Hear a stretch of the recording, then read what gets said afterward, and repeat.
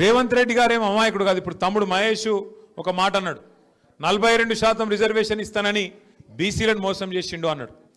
ఆయనకు తెలియక చేయలే, ఆయనకు మొత్తం తెలుసు.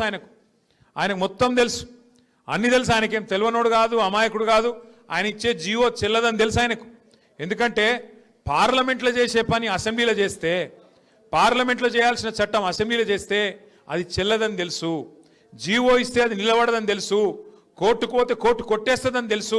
కానీ బీసీలను మోసం చేసేందుకు 4 ఓట్ల కోసం డ్రామా ఆడి 42% రిజర్వేషన్ అని చెప్పి బీసీలకు మోసం చేసిండు. ఇలా అజరుద్దీన్ పోటీ చేసిండు.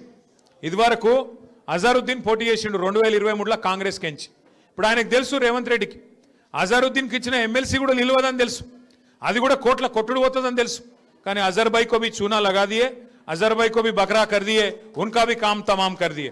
ఆయనను కూడా మోసం చేసిండు. ఆయనకు పక్కా తెలుసు. షేక్పేట కనుక మొన్నేదో జాగిచ్చిన నేను అల్కాపూర్లా మీకు 2,500 గజాలు ఖబరస్థాన్ కోసం ఇచ్చిన అని చెప్పి ముస్లింలను మోసం చేసే ప్రయత్నం చేసిండు.